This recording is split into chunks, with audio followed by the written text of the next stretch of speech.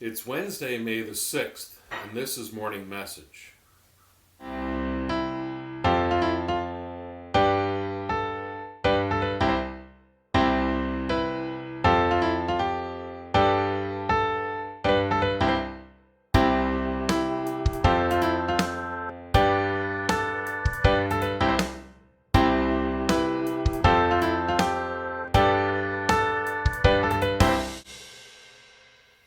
When I was young, I mean very young, probably 10 and younger, I used to get my hair cut at the Dartmouth Shopping Centre above the Zellers. There was an old time barber shop there. It smelt of tobacco and barbicide, and that's where I got my hair cut. Probably when I was 10, 11, 12, somewhere in there. My mom suggested that I go over to this new place on Primrose Street called Camillo's. And her selling point was that it was where your grandfather gets his hair cut. Her father used to come and visit us for 3 months at a time, and he didn't have very much hair, so it really wasn't much of a selling point. But eventually I did agree to go over to Camillo's and get my hair cut there. I don't remember the cost. It was something like $2.50 for a long cut, maybe $1.50 for a short cut.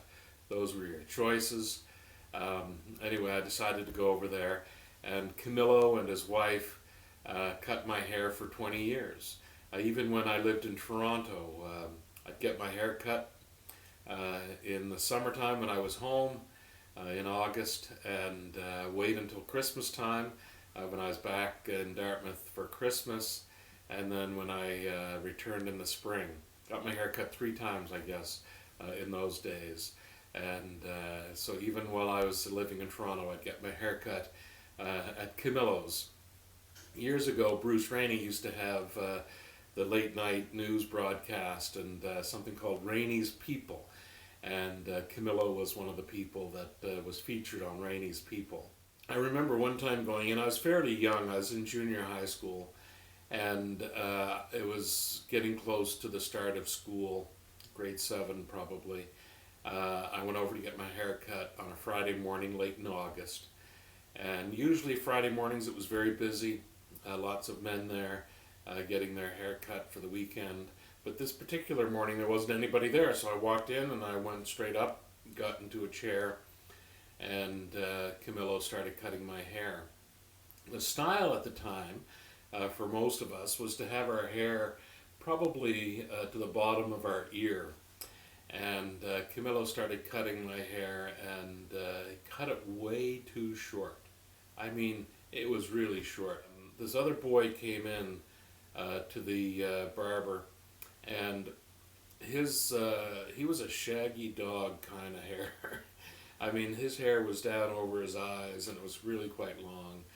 And Camillo saw him come in. Camillo looked at me, looked over at the boy, looked at me, looked over at the boy, looked at me, and he kind of maneuvered himself so his back was to the other boy. And he says, do you think your mother was in here earlier today? I was pretty sure my mom hadn't gone in and spoken to Camillo that morning, but it had played out very clearly that this boy's mother had come into Camillo and said, you know, my son's coming in and his hair is very long, I want you to cut it short no matter what he says. And Camillo thought I was that boy, and cut my hair way shorter than I'd asked for it to be cut. And Camillo just looked at me and said, I'm sorry. What else could he do but say, I'm sorry. I have other stories about Camillo that I might share in other videos, but I wanted to share that one with you today for a couple of reasons. One is because you know, one of the things people are complaining about in this isolation place that we're in is you know, not being able to get their hair cut or anything like that. Now, I do think that there's probably an argument to have Premier Dennis King He probably needs a haircut. I've seen him on the news a couple of times recently, and he probably does need a haircut. But getting the economy going and dealing with those sorts of things um, isn't the highest priority over keeping people healthy and safe. If our hair gets a little long, and needs a haircut or whatever it is, those are kind of like battle scars, and we should wear those things proudly because we know we're doing good for the greatest number of people.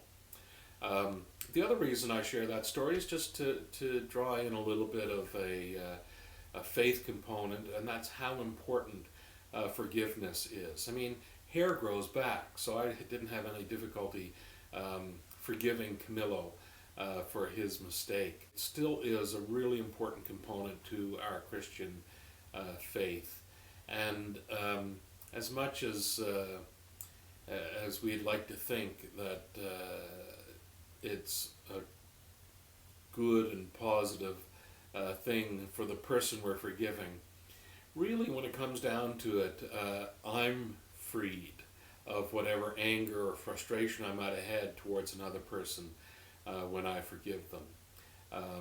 So it's not that they're being let off scot-free or anything like that, but I'm being let off scot-free when I can find it in my heart and in my mind to forgive another person. Having said that, we should also acknowledge that there are things that happen to us that are really difficult to forgive, and perhaps it's even impossible to forgive sometimes. And that's why there's a wonderful little prayer, God, please forgive my unforgiveness. That's a wonderful, wonderful prayer. So today, as you go about perhaps with longer hair than usual, I hope that in those moments when you need to forgive, that blessing is bestowed upon you, and that throughout your day, God continues to bless you. Amen.